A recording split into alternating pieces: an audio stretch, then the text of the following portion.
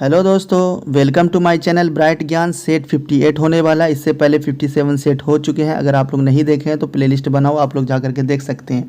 देखिए, 10,000 क्वेश्चन लाने का मेरा मकसद है कि अगर कोई इंसान रिवीजन करेगा तो जीके जीएस 10,000 सवाल से ज़्यादा अगर पढ़ लेगा तो वो उसको 10,000 अगर सवाल याद हो जाएगा तो वो एग्ज़ाम में बहुत मदद मिलेगा। और मेरा मकसद यूट्यूब से पैसा कमाना नहीं है, क्योंकि देखिए पैसा कमाने के लिए बहुत सारा इंसान के पास रास्ता है। अब यूट्यूब देखिए एक ऐसा प्लेटफॉर्म है, हर कोई चाहता है कि भाई मेरा नाम हो, मेरा सब कुछ हो, ठीक है। मगर मेरा मकसद कुछ और है।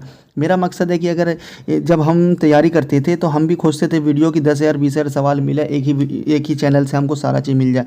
अब देखिए हर तरह का एग्ज़ाम स्टार्ट होता है, बस ये एग्ज़ाम के लिए ये चाहिए, वो एग्ज़ाम के लिए वो चाहिए। हम बस ये बोल रहे हैं कि जब फ्री टाइम में इंसान रहेगा ना, स्कूलिंग लाइफ में या कॉलेज लाइफ में, तो क्या करेगा, वो पूरा वीडियो देख करके वो 10,000 सवाल से प्लस याद कर लेगा। इसको बहुत कॉन्फिडेंस मिलेगा, ठीक है। और सब्सक्राइब और लाइक करने की ज़रूरत नहीं है, ठीक है। नहीं भी कीजिएगा सब्सक्राइब तो कोई फ़र्क नहीं पड़ता, ठीक है। मेरा मकसद है कि पहले 10 आदमी 20 आदमी मेरा वीडियो देखते थे, अभी 100 आदमी मेरा वीडियो देखते हैं, मेरे लिए काफ़ी है, ठीक है। चलिए स्टार्ट करते हैं बिना किसी देरी के। पहला सवाल है, अयस्क से गैंग को हटाने के लिए मिलाया गया पदार्थ कहलाता है, तो फ्लक्स कहलाता है, ठीक है। याद कर लीजिएगा। चलिए अगला क्वेश्चन देखिएगा।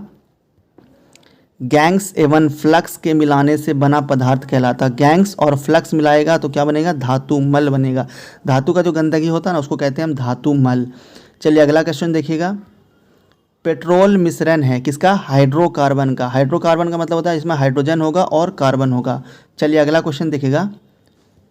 पेट्रोलियम से प्राप्त होने वाला मोम क्या कहलाता है, तो पैराफिन मोम कहलाता है। समझ गए। अगला क्वेश्चन देखिएगा। नायलॉन बनाने के लिए प्रयुक्त कच्चा पदार्थ है एडिपिक अम्ल। क्या है कच्चा पदार्थ, एडिपिक अम्ल। चलिए अगला क्वेश्चन देखिएगा। रणनीतिक धातु कहा जाता है, किसको कहा जाता है, टाइटेनियम को कहा जाता है रणनीतिक धातु। समझ गए कि अगला क्वेश्चन देखिएगा। दो या दो से अधिक तत्वों के मात्रा के विचार से एक निश्चित अनुपात में संयोग करने से बना पदार्थ कहलाता है, उसको यौगिक कहते हैं। देखिए इसका मतलब है कि 2 या 2 से अधिक तत्व को मिलाया गया निश्चित अनुपात में, जैसे 2:2 है तो 2:2 होना चाहिए, ठीक है। समझ गए, तो यौगिक कहलाता है। चलिए अगला क्वेश्चन देखिएगा। 2 या 2 से अधिक शुद्ध पदार्थों को किसी भी अनुपात में मिला देने से बना, तो किसी भी अनुपात में मिला देगा तो। चलिए अगला क्वेश्चन देखिएगा। खनिजों एवं अयस्कों से धातु प्राप्त करने की विधि को क्या कहते हैं, धातु क्रम कहते हैं, ठीक है। खनिज से और अयस्क से धातु प्राप्त करना है तो हम उसको क्या कहेंगे, धातु क्रम कहेंगे। चलिए अगला क्वेश्चन देखिएगा।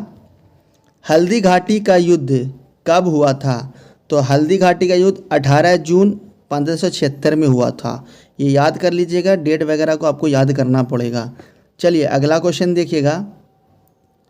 विजयनगर के राजधानी हम्पी के खंडरों को किस इंजीनियर ने खोजा था, किस इंजीनियर द्वारा खोजा गया था विजयनगर, ठीक है।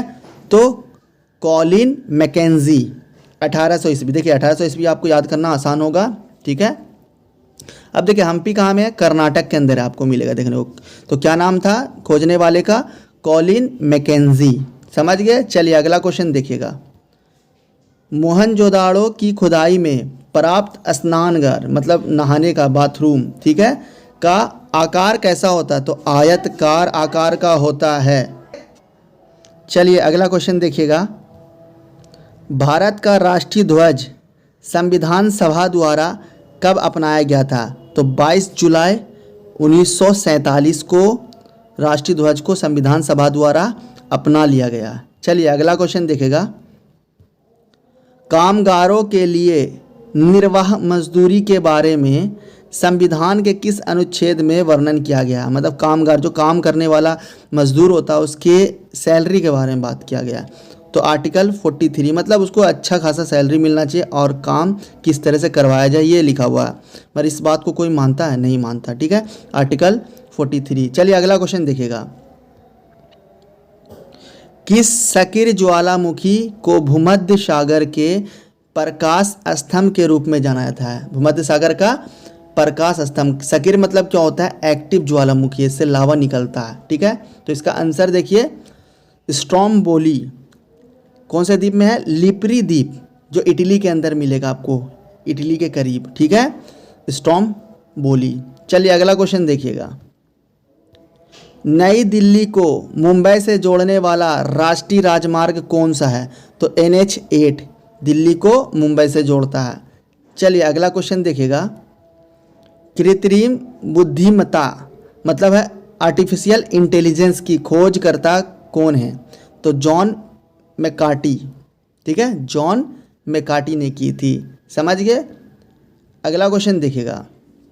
हरियाणा में कहाँ पर नया न्यूक्लियर पावर प्लांट बन रहा है? तो फतेहाबाद में, ठीक है, फतेहाबाद कहाँ पड़ता है? हरियाणा में। समझ गए? चलिए अगला क्वेश्चन देखिएगा।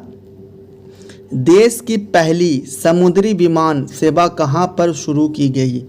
समुद्री विमान सेवा, तो समुद्री विमान सेवा कहाँ? समुद्र के करीब होगा, तो अंडमान एवं निकोबार द्वीप समूह में, ठीक है, तो आपको याद रहेगा क्योंकि ये आइलैंड है। चलिए अगला क्वेश्चन देखिएगा जो आज का लास्ट क्वेश्चन है। प्रथम रेल विश्वविद्यालय कहाँ पर खोला गया? तो बड़ोदरा में खोला गया, जो गुजरात के अंदर पड़ता है, ठीक है, प्रथम रेल विश्वविद्यालय। समझ गए? चलिए थैंक यू।